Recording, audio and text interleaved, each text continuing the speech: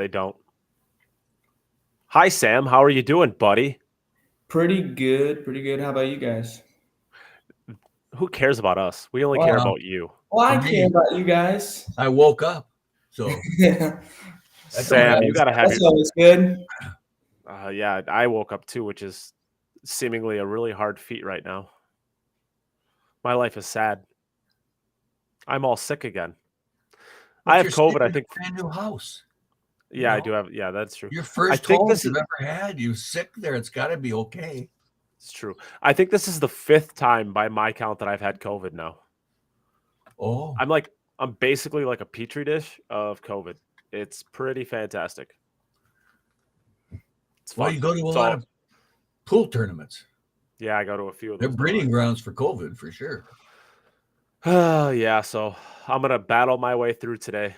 Not feeling my best, but that's why I brought Sam Henderson in, because we need to have some of that youth energy to get us through this. Sam, what's up? How does it feel to know on your very first episode of the Cue It Up Network podcast that you're gonna have to bear all of the weight for a couple of old and injured people on this show? I don't know. I'm just gonna have to get through it. Gonna have to carry you guys along. Yeah, I hope you got a strong back. So, No, Sam, it'll be fun. we have you for the first time. Let's introduce you. Tell us a little bit about Sam Rhino Henderson.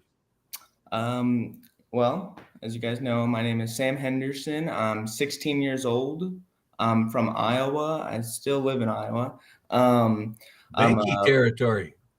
Yeah, I'm a pool player that just travels around the Midwest, trying to gain more like matchroom tournaments and stuff. I'm trying to go along with that. Just a junior pool player that's trying to go pro. Well, the GoPro part of it is kind of fun because what is it? Pro Am in I, a am I couple years. Not am that's I down the well? road. Am I right in saying that the BCA in the U.S. Considers a 720 Fargo a pro? Does that sound right, Rob? Yeah, I think that's maybe right. a little more. No, I think the BCA considers a 720 quote unquote a pro. Do they? And did you just reach 700, Sam? Yeah, So you're exactly 700 right now?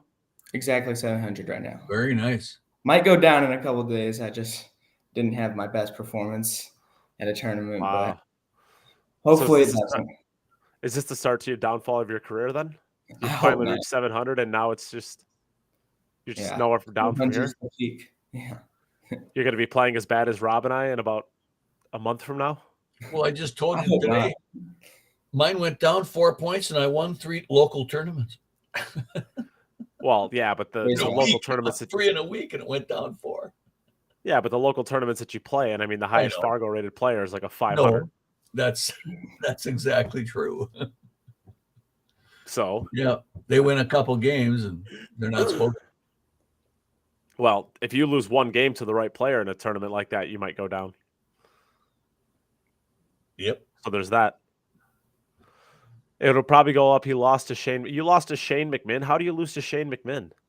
What do you mean? Shane's a Yeah. pretty good player, isn't he? You're playing.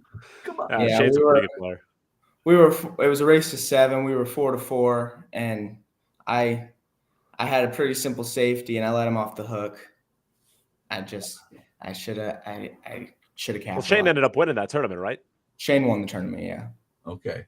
Okay. And how many players were in it? about 100, And what place did you get? like 17th through 24th. It was not. Oh, Okay. that's not It even wasn't worth my best talking about. performance. So, Sam, you play exclusively on 9-foot tables then, pretty much?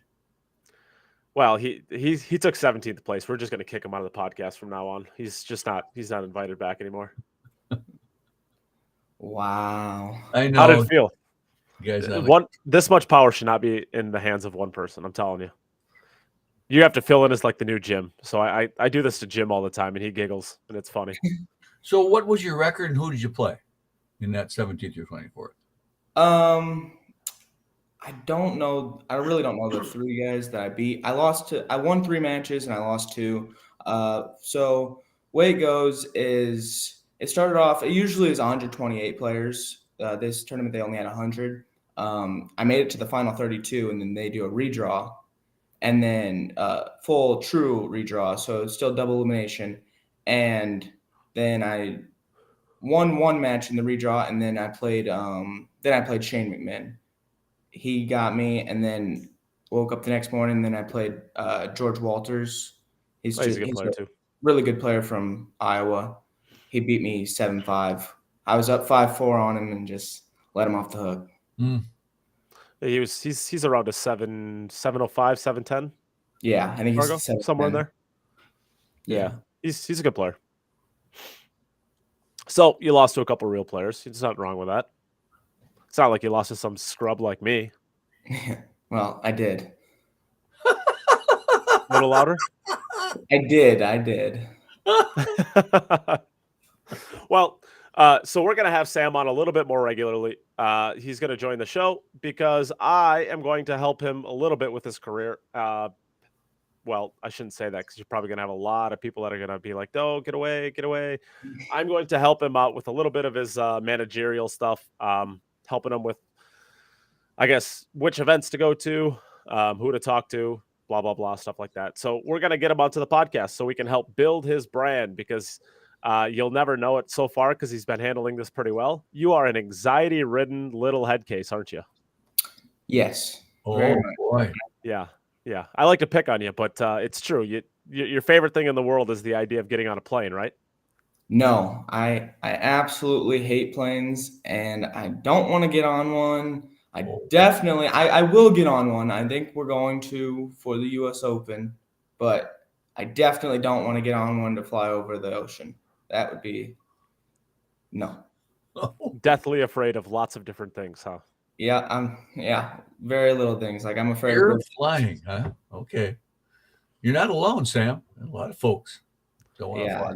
I don't like heights either, so that's part of it. Okay. Well, you're getting up pretty high. I mean, are you a little bit afraid of like going over a 700 Fargo? That's pretty high. That's kind of like a height, isn't it? Yeah.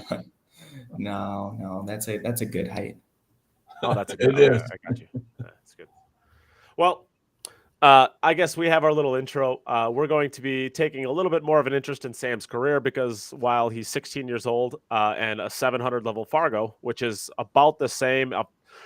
I think Joey Tate, he's kind of like him and Landon Hollinsworth, I think are like the big juniors that seemingly everybody knows for the men's side of things. And you're a year younger than Joey. I think Joey's 17, right? Yeah, I believe so. He's 17. And I think Landon is 18, if I'm not mistaken. Yeah, so many people don't know this, but when the whole COVID thing was going on back in 2020, we were playing like online matches, online tournaments through Zoom, and me and Landon were actually both in the tournaments. Like me and him would both play in the tournaments, and we were like the only two that were regulars there, and we would just go back and forth through those. And yeah, he's 2 years older than me. Okay, yeah. So those are the two players that most players know. And I think Landon Hollinsworth is right around a 700 Fargo, and I think Joey's a little over that, maybe like 710. But at the end of the day, like I don't think that you have the national profile that you should, given the fact that you're a year and 2 years younger than them, and you play almost as well, if not just as well. So we're going to do our best over here at the Q It Up Network to help build your profile so that people start knowing who you are. Because at the end of the day, if you make it to the Mosconi Cup, I expect 25% because we're getting you there, That seems fair, doesn't it, Rob? Well, I think that's a tremendous goal for you, for sure. You got to set your sights on the future and down the road. If you can get there by the time you're 18, that would really be something. Let's say this. What are your type of category then? Pretty young. Let's ask what kind of goals do you have as far as that? Do you want to play the Mosconi Cup? I do want to make Mosconi Cup team. I do. What if it's in London? Because I don't think you want to take a boat over there. So how are you going to get there? Boats are great. I don't like boats either. I don't like boats. Oh, you don't like boats either. Okay. So how are you going to get there? Are you going to just turn down an invite? Too many alternatives. This is how it'll happen. I'll drive up through Canada. We'll fly from Canada to Russia. drive through Russia to Europe, and then play on the team. Oh, take the long way. Yeah, about a 4-day trip. I've already looked it up. The fact that you actually know that that's a 4-day trip does not surprise me. No, I don't know if it's a 4-day trip. It could be shorter. I'm not sure. Sounds about right though. I think you better. I mean, if you're gonna drive from Iowa to the tip of Alaska to where you can catch a flight to the earliest part of Russia that you can, and then drive. Russia's pretty big, man. I think you're looking at a solid probably 30, 40 hours just driving through Russia. yeah, I think you got to get over the fear of flying. Yeah, I think I'm gonna have to. We already talked to a doctor about knocking me out through the flight. Yeah, they make Xanax for that. Have you thought I don't about know if you can take that hypnosis? under 18, but Getting hypnotized? I've not thought about that. Yeah, think about that. Yeah, it works for a lot of things. That's one of the things it can work for. Xanax. Years, I think different that's a thing. years. But now I'm It's telling a different 16-year-old to take stress. Xanax, and I don't know if that's a good idea. No, that's not. Yeah. Stay away from any meds. I can tell Rob to take Xanax because he needs Xanax. We need to calm No. Rob down. No, I don't. Don't think so? No. All right. Well, so what are your goals? I kind of cut you off on that. What are your goals for, let's say, 2 years? 2 years. I want to build up matchroom points. That's one of my main goals, to get up in the rankings. That'd be nice. Make the Moscone team. That'd be probably 2 to 5 years, I'd say. Do really good in the U.S. Open next couple of years. Derby, you're going to go to the Derby, maybe? Not till I'm 21. You can't get in there, right? Yeah, No. not till I'm 21. Okay, so you got a few years. But he can and did play the U.S. Open last year. Yeah. Right.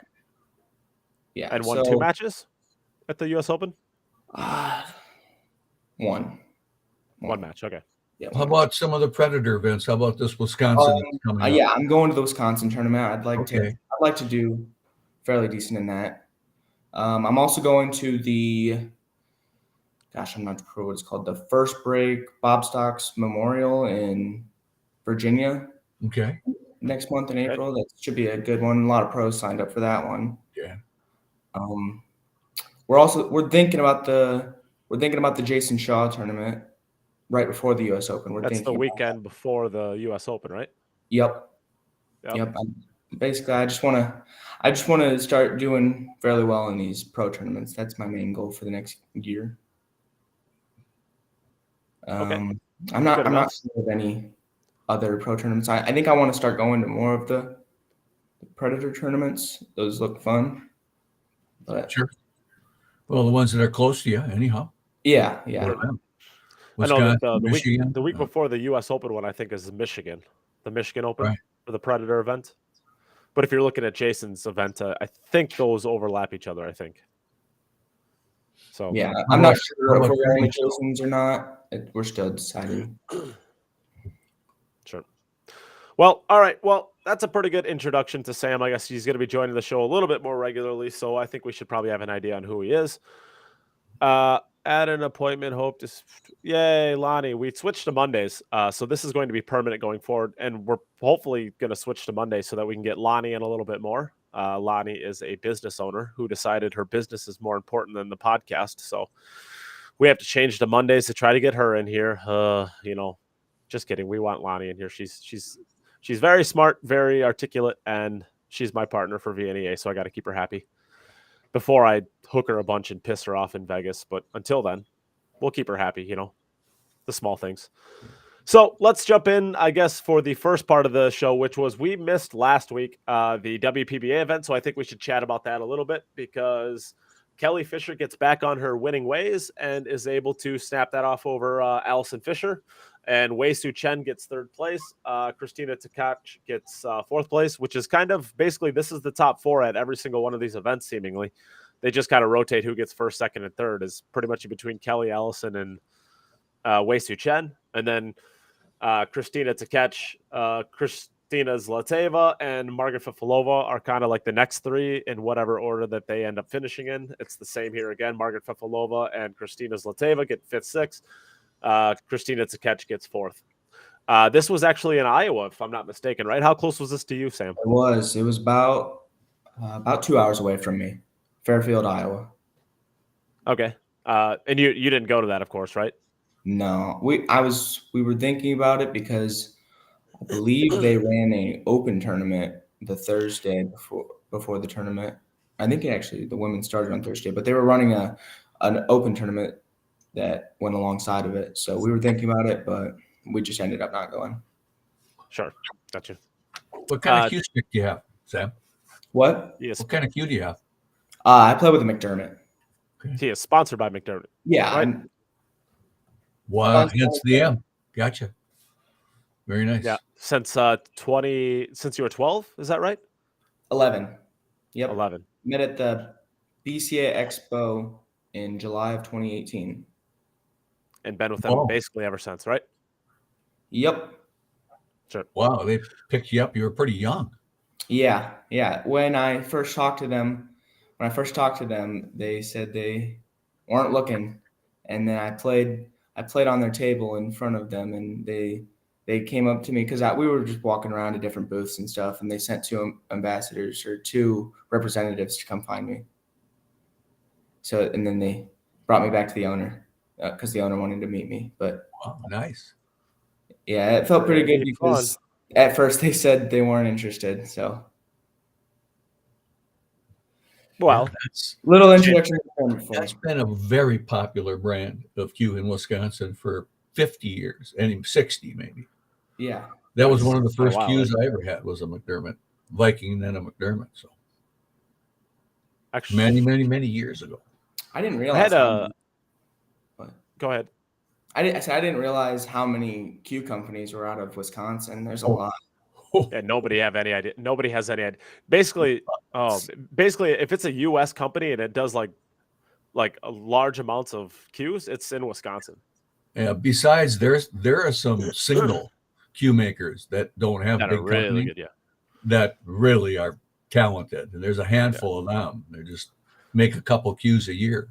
Yeah. Mm-hmm. Well, Rob, let's go through some of the cue companies, the big ones. Of course, you have McDermott, Viking Cues, the sponsor to this podcast, who we love the most, and is the best cue company in all of Wisconsin. Jacoby Custom Cues. We love Jacoby. They take care of us very well over here.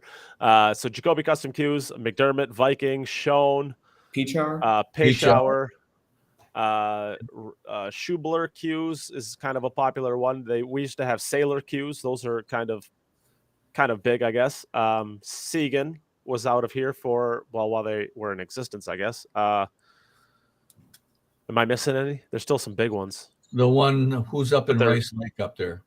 Did you mention Mark Seach makes really good cues. I think he's more of like a local kind of guy. But there's a lot of them. I mean, just Payshauer, Jacoby, Viking, McDermott, Schmidtke. Yeah, Schmidtke. There's Schoen Cues and Segan Cues. I mean, those are pretty big Wisconsin companies. I mean, Wisconsin's got some great cue companies, but Jacoby's the best. Absolutely love Jacoby. Everybody should love Jacoby because they take care of us really well, and they take care of the industry really well. Actually, there was just a tournament that's announced that Jacoby is going to be the title sponsor for a matchroom ranking event. So Jacoby definitely gives back to the brand new matchroom ranking event. Yep. So that's fun. That's cool. So I guess with that, let's jump into. What do you got in Iowa there for cue makers? Our biggest one, we have Davini. Patrick Davini. Okay, Davini, yeah. They very popular. So I guess Kelly Fisher wins. Allison Fisher gets second place. Still, I mean, I never get tired of seeing those two at the finals of one of these tournaments. I think it's just fantastic. I think the really fun part about this tournament was Savannah Easton really makes her first really deep run. She gets 7th, 8th, loses to Kristina Zlateva. Savannah Easton like your age now? No, she's only 12. Oh my gosh. Yeah, she's only 12 years old. Younger. Yeah. She's up to a 561 Fargo. And it's going to be going up even more. At the ladies event here a couple months ago. Yeah, she beat Kaylee McIntosh, who's a player out of Minnesota, a really good player out of Minnesota. She's a 637 Fargo. Savannah beat her 8-4. She beat Dawn Hopkins 8-5. Chanel Lorraine, she beat 8-5. Mary Avina, she beat 8-4.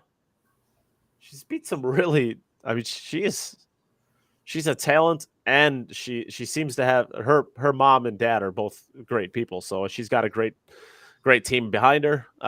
Seems to be just amazing talent with a great work ethic. I think she's going to be huge. Who do you have, Sam, as a say a coach there in Iowa? Your go-to guy for pool instruction? Do you have anybody like that? I don't really have anybody in Iowa, but I have Anthony Beeler. He is the guy that if I'm wanting to like learn something, I ask him. Back in September, I went to his house. He lives all the way in somewhere in Kentucky. It's like the middle of Kentucky. Oh, And I just went there for about a day and just had a good long lesson with him. Okay. How about have you had any coaching for the your mental preparation for the game at all? Not really, no. No, huh? Yeah, I haven't. He's 16. Nothing. Doesn't need it. Yeah, no, I He's know. fearless. Yeah, well, you watch him play the game. He's fearless. Right. Yeah, that's the best.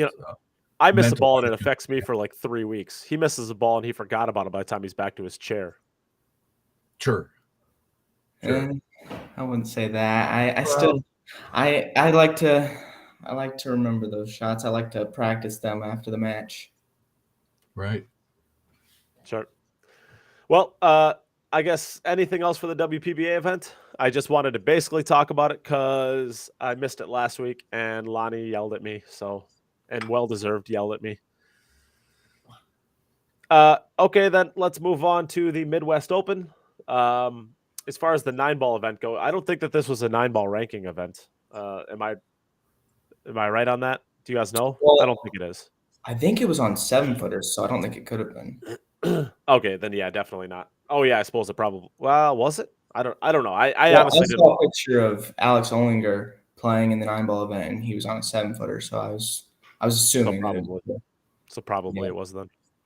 I didn't watch. Alex and bar boxes go together. Yeah, Alex Ollinger is a beast on the bar tables. I mean, he plays the game super strong. As far as like, I just didn't watch a ton of this. I didn't watch any. I followed along with it quite a bit because I think Billy Thorpe on the little tear that he's on. I mean, he's doing this in regional events. I'm not trying to take away from what he's doing because he's playing some great pool right now. But these are all regional events. It'll be interesting to see what happens when he gets onto a bigger stage, which I guess we're not going to have. I guess there really aren't any big events coming up in the foreseeable future, right? I mean the Whirlpool Masters and stuff, but like as far as when is the next huge event? What's the date on that? Is that June or May? The Whirlpool Masters. It's coming up pretty soon. When is the European Open? Yeah, May 10th. So we're getting closer to that one. Still about a month away, but yeah, I think the UK Open is probably the next big one, which is May 30th. I can't think of any huge events before then. So I guess it's going to be a while before he really has the ability to put that little runnies on up against the best of the best. Well, I wonder if he's playing in that Bob Stocks Memorial because there's a lot of international players that are playing in that. Yeah, and there will be for that event, but that's still only going to get about a half of a pro field. You're not going to see I'm guessing on this. I haven't looked at the sign up list, but you're not going to get an Albin Ocean signed up for that, or probably not an FSR or. I think Fedor signed up. Josh, yeah, he will. Josh probably won't show up. I wouldn't think. And actually, I'd be kind of surprised if Shane even showed up or Jason. Jason probably will because it's close to him. But I'm not even sure if Shane would sign up for that. Mm-hmm. But Yeah, I mean it's cool to see Billy up there. I mean, we're gonna need. I think we really lost a lot of what he brings to the Mosconi Cup team last year with like the ability to fire up his team. I know Sky kind of tries to take that role on a little bit, but it just comes significantly more naturally to Billy. So it'd be really nice to actually see Billy, his game justifying him being picked for the team because there are a lot of intangibles that he brings to the team that I think we're lacking a little bit. This is the kind of things that are going to put him in position to, even if he doesn't qualify naturally, to get a one of the wild card picks. And I think it's a lot easier to justify it when you see a couple wins on his belt. So I don't know. Like you said, Billy won the or Lonnie said Billy won the overall. Yeah, that is the Banks. It's kind of basically like a mini derby, I guess. They have a Banks, a one pocket, and a 9-ball event. Billy won the one pocket. Did he win I think he won the Banks too. I know Pretty sure he won he won the Banks too, and then he ended up getting to the fifth through eighth. I think in I think he got 5th through 8th in the 9-ball. He lost to he got 9 through 12th. 9 through 16th. He lost to D Atkins in the round of 16. So 9 through 16. So really good event for Billy. I guess any thoughts, you guys? Sam? Speaking of the Midwest Open especially in the one pocket event, huge shout out to Riley Adkins. Yeah. Like 18, he made it to the final 8 in the one pocket and was up 3-1 on Billy. Yeah, he was. Raced 4. So easily made it to the semifinals in that. How old is he? I think he's 18 or 19. Okay, pretty young. Oh, yeah, he might be 19. 18 or 19 is right, but I think maybe he is 19. I don't know. What 18 kind or of 19. shaft We'll do you go have with on 19. your tournament, Sam? I play with a Synergy. Is that a low deflection video? I don't know. I really don't. Okay, is it a wood shaft or a No, it's the carbon it's fiber. Synergy. composite? Yeah. I play with the Defy or the Synergy. I'm just testing out right now. Okay. Yeah. And what do you determine is the difference between the shafts mostly in the playability? I'd say the Defy has a really soft hit. You can't even feel when you hit the cue ball. Oh. And then the Synergy, I think you can get more action into the cue ball. Okay. Fun. So, Sam, put the tip of the stick in the same place, but get a little more spin on it. Yeah. Okay. Well, Sam, want to finish out your thought on that event? I mean, shout out to Riley Atkins. Yeah, he's another on-board player. That's pretty cool. Yeah. Shane Wolford won the 9-ball, right? Yeah, he beat Alex Olinger in the finals. So that's I guess that's Shane has had a couple of these regional wins across his career, especially in the last year. But I would say that this is probably a top 3 of the events that he's ever won, I would say. Although there's some great players that were in this event, but there's actually a lot of players in here. I'm sure they're just great, really great regional players that I've never heard of. But 3rd, 4th, Matt Carmen, I had never heard of him before. Jordan Davis, 5th through 8th. Jordan plays pretty good.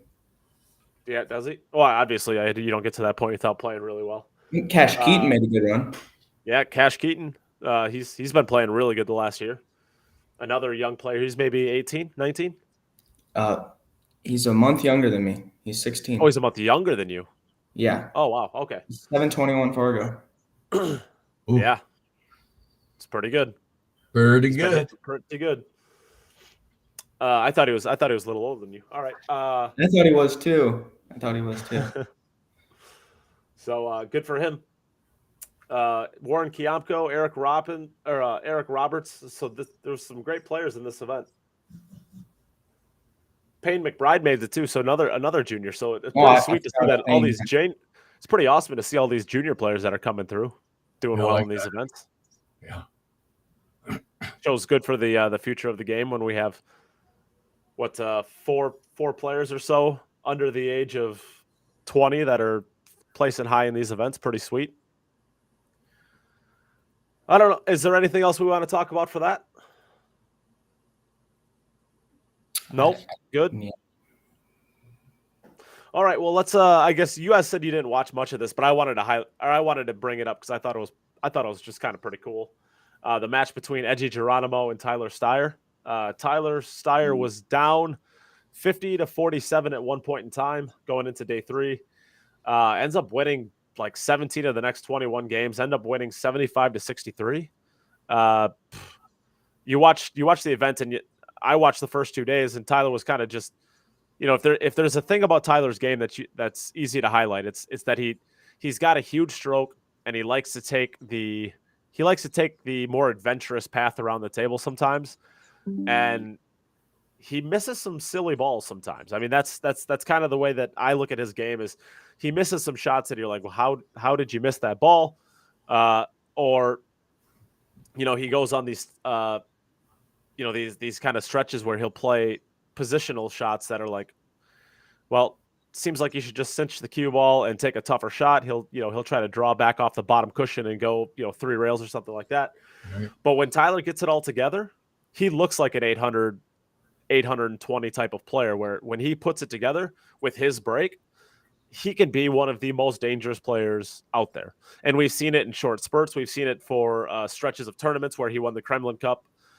I want to say this was back in 2019. I think he won the Kremlin Cup, 2018 or 2019, and he took second in the Austrian Open. I believe that was last year, where he lost to Eklund Kachi in the finals. He has stretches where he can be one of the most dangerous players out there because his break is stupid good. I mean, it is. You can remove. I don't even know that you can really remove Shane at this point, but I mean, there's not 5 players in the world that you can point to and be like, this player breaks the balls better than Tyler. So if he's not missing those kind of silly balls that you kind of shake your head at, like him missing, man. Woof. I thought he played the best at the Mosconi Cup. I think that he's played. Yeah, absolutely. Yeah, he certainly was. Him and Sky, right? Sky did play pretty good, but I thought that Tyler was just playing out of his mind at the Mosconi Cup. Oh, I mean, every year he gets picked for the Mosconi Cup. He's one of the top 2 or 3 players that is playing for the U.S. I mean, he's always there. He's not afraid of the moment. He's never afraid of the moment. He handles the pressure well. Yeah, he does. Every tournament you watch him in, he is handling that part of the game well. Doesn't beat himself up. Yeah. And I don't know. I mean, at the end of the day, you kind of look at his performance last year, and he did perform incredibly well. He was getting through the balls well. He was winning points. He was doing what he needed to do to keep the U.S. in it. And then you think that, like, this is a tailor-made moment for Tyler when he's playing Joshua Filler, and it's basically, I don't want to say it's for the Mosconi Cup, but I think, if I'm not mistaken, that got them. Was that actually the winning point that Josh and Tyler was, or was that to get to the hill? Yeah, it was the winning point. Europe was up 10-7. Yeah, and Tyler. Oh yeah, because Sky had just won the point to get to Tyler's match, right? So, and Tyler's, if I'm not mistaken, was Tyler down 4-0 in that match? Got it back 4-3, and we all remember that 8 ball that he missed. It's kind of like, I mean, if there's something about Tyler's game, like I said, he has that miss that comes out of nowhere that you're like, whoa, where'd that come from? And when he has it together, I mean, he's one of the most dangerous players out there, like I said. But that 8 ball, he gets it back hill, and I think he might have been breaking the balls at that point in time. I think that's a point for Team USA. Just momentum going his way. Yeah. Tracy, I mean, Tracy has a good question here. What about the Junior Mosconi Cup this past weekend? Oh yeah, that happened down in Georgia, right? I believe it was down in Georgia. Yeah. Yeah, it was in Georgia. Yeah. I didn't watch much of it, to be honest with you. In fact, I didn't watch any of it. Like I said, I've kind of down with COVID right now, so I'm kind of getting beat up. I'm just finally feeling human enough today to be able to do the show. So a little out of it. But Sam, did you watch any of it? I watched a little bit of it on the first day. I didn't really see much of it. I know that believe Team Hess won it, and then Landon Hollingsworth's team got second.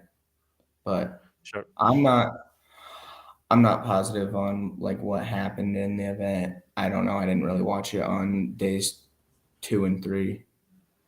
Sure. Or Yeah, I even didn't watch it. It's a yeah, pretty cool idea. It was a good idea. Yeah, it's a pretty cool idea.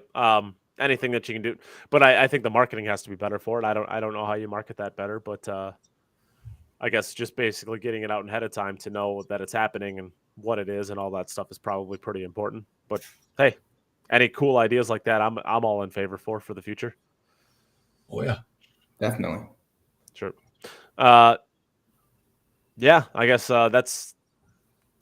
I don't know. This was going to be a shorter episode. There wasn't a lot going on around the industry. Is there anything either of you guys have that's been burning your crawl this week that you want to discuss? what's your thoughts on Sam on jumping the ball and rather than versus kicking and things like that? Do you work on that part of the game quite a bit? I really like to jump the ball. I think it's a lot of people don't like it. They think it's a cheat code to the game. I personally think it's skill, so it should be allowed. Kicking is a great skill to have. Personally, I don't really have the kicking skill. I need to work on that part of the game. I'm decent at jumping the ball. I'm not the best at jumping it, but if I had to choose, I'd prefer to jump it. Okay. Have you ever fooled around with 3 cushion at all? I have. I'm terrible at it. I'm terrible. Okay. Yeah, I started 3 cushion about 5 years ago, and it's really helped my visual aspect of pocket pool. Yeah. And it's helped with, of course, controlling the cue ball. With you get exposure to the finesse of spin and speed with the whitey, So yeah, I would suggest there's a few places to play down there in Iowa, some 3 cushions. So Yeah, for this old people. past weekend at the tournament, there was actually a 3 cushion table. We played around on it a little bit. Good. We only played on it for about 15 minutes. Had a match get called. So well, you look at be careful. definitely a fun game. It's for old people. You look at players like Efren, who yeah. had a pretty extensive 3 cushion background, and he talks about it a little bit every now and then if he's asked. And he can't say enough good about the game and his exposure to it that helped his pocket pool game. So I think every pocket pool player out there should get some exposure to 3 cushion along the way.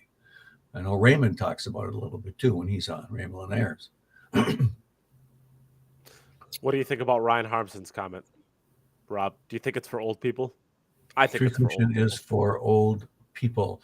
Well, from what I've seen in the tournaments I go to, there's a tournament coming up in Madison this week. It's a 4-day event, 32 players, and the youngest player in that event, from what I understand, is probably 35.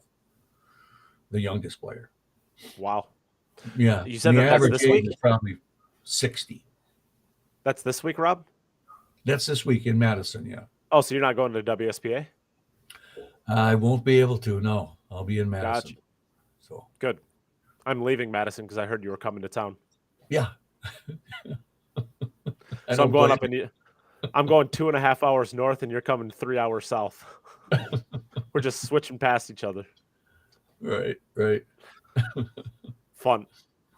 Well, I guess with that, I'm going to make everybody watch this awesome ad from Jacoby Custom Cues because they're awesome and they take care of us really well. So check out this sweet ad from Jacoby Custom Cues and we'll talk on the other side of it.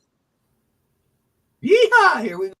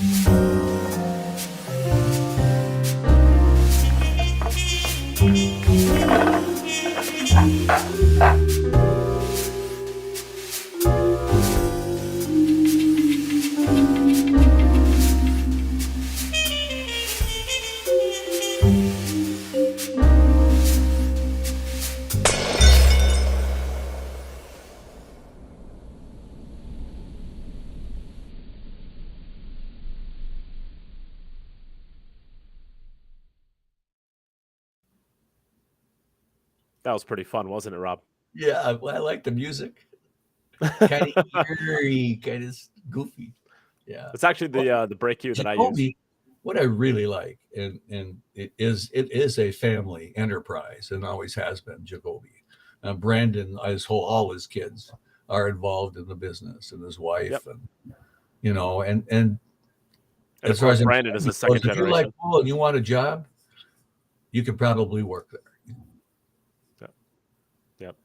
Of course, Brandon just took it over from David, his father, who started the company back in the '80s, I believe. He just took the garage. the company over. I believe he took it over about a year ago, give or take, officially. So that was pretty cool. Yeah, like you said, family-owned company. They do a lot for the game. Obviously, they support the crap out of us. They support the industry.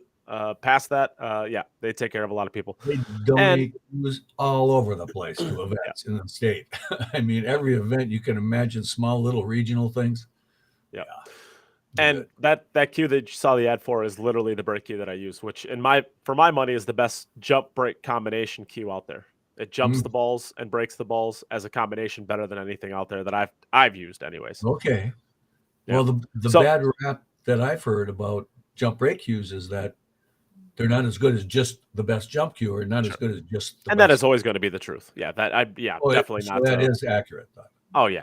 That's always going to be the case, because when you're trying to optimize something for two different things, but if you're trying to get, if you're a baller on a budget and you want to, get the best of both worlds for a better price point, the blackout is a really, really good option, because it does jump and break as a combination better than anything else I've used. It's a good combination. So I guess with that, I don't know, Sam, make a prediction.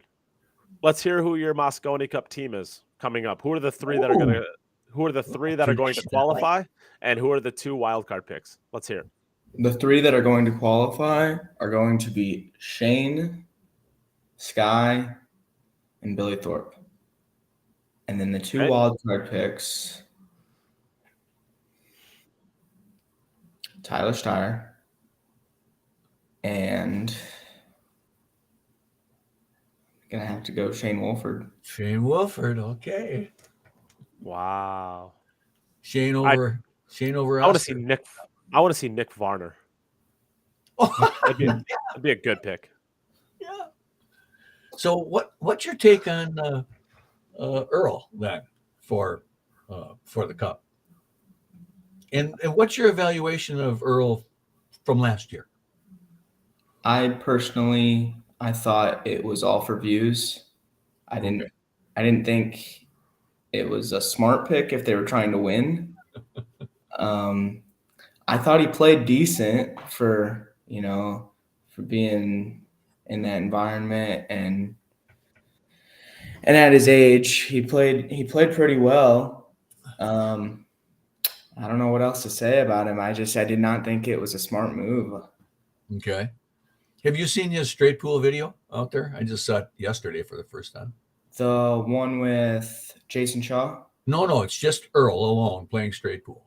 And he just released it as like he's like I saw it on his Facebook page. Like, he's like, my fans are the best ever. I'm going to release this as like a thank you for everything that you do. Here's my lessons on straight pool. Right. That'd be something worth watching. It really is. No, I thought it was good. I mean, I'm not taking away. So everybody knows I'm like the biggest Earl Strickland hater in the entire world. And I think I live up to it pretty well. But I will also be the first person to tell how I think it is when it comes to Earl. And I've actually seen him instruct before. I've seen him be a teacher. The guy's a good instructor. He is. He's able to relate to the student pretty well. I've seen him teach one-on-one at Sandcastle Billiards, and I've seen him teach in a group setting in the Mad Apple in Wisconsin. And I've seen him do different clinics here and there across the Midwest and places that I've been around that, he just happened to be at.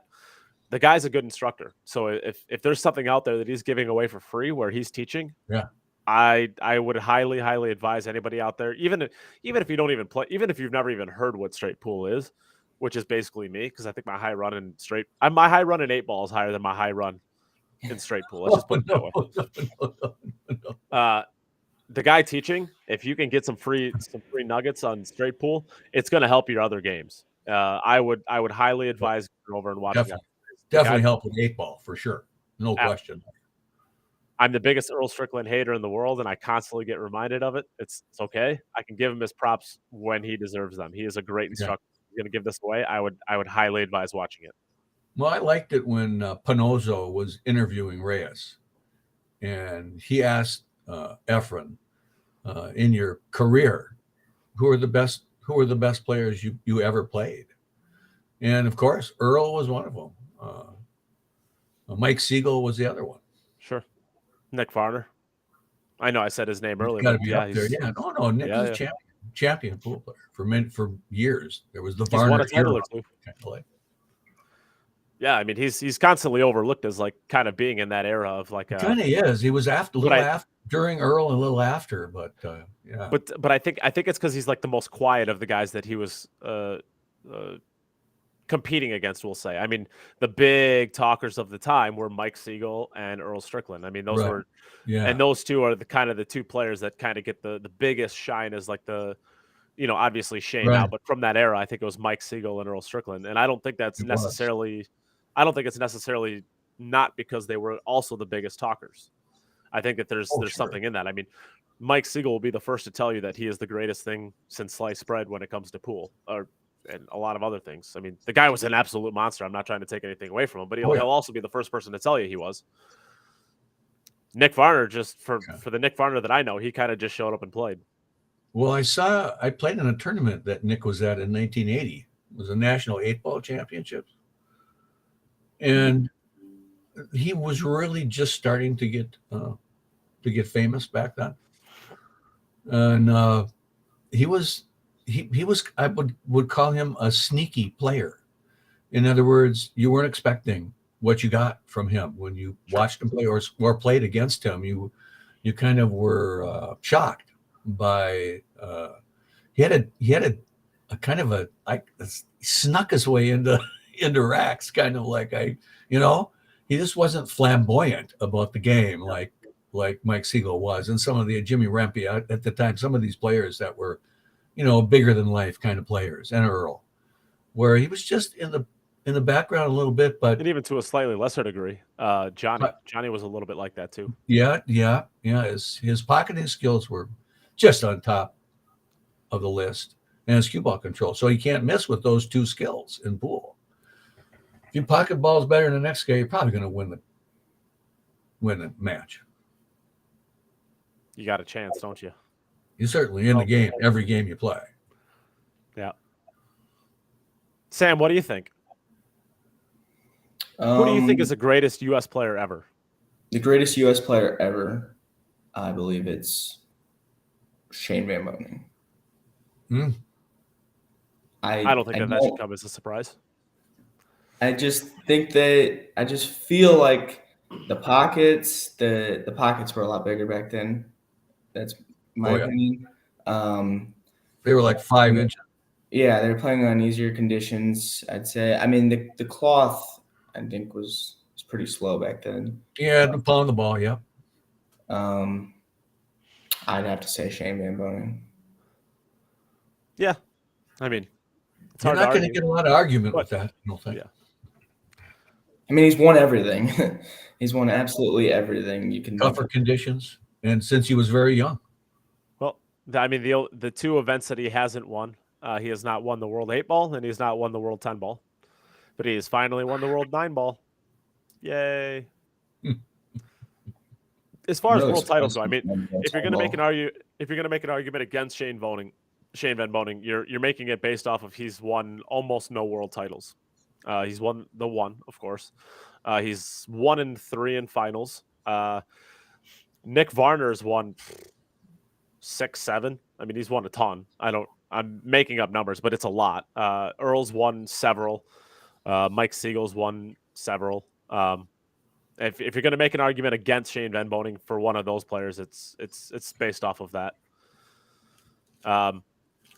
Yeah, and I don't necessarily disagree with Lonnie. The U.S. Open should be a world title. Sure. I mean, it's at that level of difficulty, if not harder, I mean, I don't think anybody in the world is going to claim that the U.S. Open is an easier event to win than the World 8 Ball, for example. I don't think anybody's going to make that argument. Even the World 10 Ball. I think that you have a 64-person invitational only, where the U.S. Open is 256. Sure. It's all, it's not invitational, so you have a lot of dead weight in there. You have a lot of dead money. Where, if you have 64 of the best in the world, they're going to be invite only. There is no such thing as a scrub match. But how long do your scrub matches last in the U.S. Open? I mean, one match, maybe two.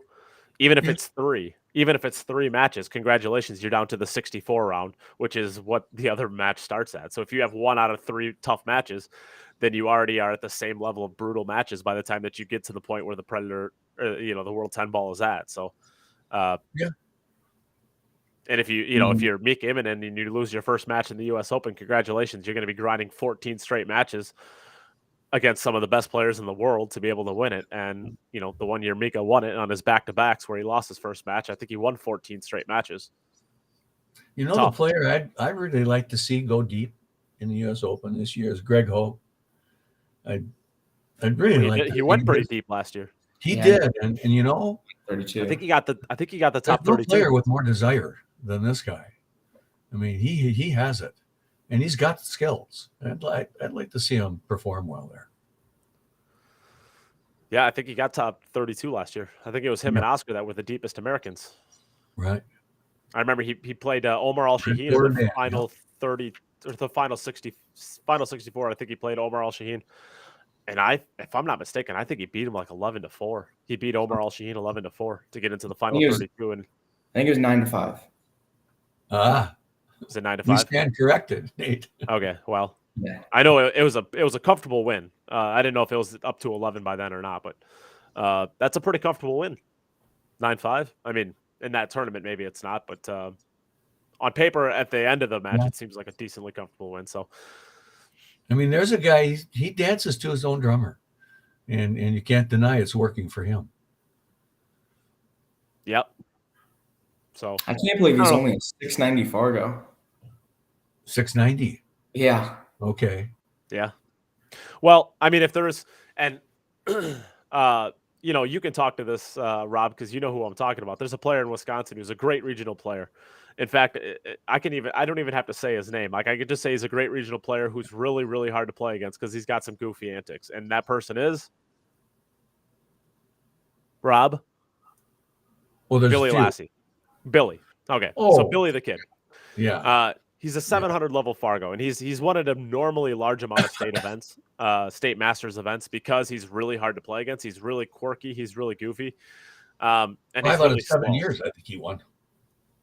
Huh? I think Oh, he yeah, won 5 out of 7 years. Yeah. 5 out of 7, that he played. And he plays a lot higher than, or he wins way more than what he actually should, because he's goofy. He's a really slow player. He's really quirky. Like, he'll take the chalks, and if there's 2 chalks on the table, or if there's 17 chalks on the table, every single one of them will be turned on its side, chalk facing out, and it will be on the corner of the table just above the pocket. And every single one of them will be there. He will not shoot a ball until every single chalk is perfectly in its place. Like, he's super OCD about everything. And he'll have to he'll pull his hat down and he'll turn it to the side, but he'll do like, and he'll do it over and over and over again until he feels like he got it right. And it might be 17 times. It might be 30 times. I mean, we see, Facebook kind of got a little goofy about Jonathan Hennessy, like his antics and his quirks. Oh, yeah. Jonathan Hennessy can get the 6 out with Billy with his quirks. I mean, Billy is like 10 times worse across the board. And that's hard to play against. If you're playing a match and you see somebody doing this stuff, it's really hard. In fact, I remember a certain Mr. Robert Hovick won the hot seat in the state masters finals. And I remember you got double dipped by Billy, and your match took 6 hours for a double dip. Yeah. And we started at 10 at night. We got done at 4 in the morning. Yeah. And that was a double dip in a race on of a 7. Bar table. And I remember several times that somebody had to come over and actually wake up Rob in between his innings. Because but the second match, I just what I'm getting at way is past my bedtime. We started what I'm past my getting at there is Greg Hogue he's got some quirks. I'm not trying to say they're bad. I mean, he's got some quirks, and that could be tough to play against. Oh yeah, he runs out, and that's what matters. But he's a I think happy that guy when he's on a he's a pool happy table, guy. Yeah, and you can see that, and that's difficult to play against. You see somebody so Yeah. relaxed, and they're just having fun playing, and they're whipping you. Yeah, I think because of some of his antics, and maybe the fact that he is a 690 Fargo, he gets overlooked a little bit, and you don't want to overlook him because he can play. Oh, yeah. And when he's out in that U.S. Open stage, and he's kind of just swinging free, and he's got a little bit of those quirks, and that's a little bit tough to focus on. The guy can do his thing. So You is give him the opportunity, he'll run through it.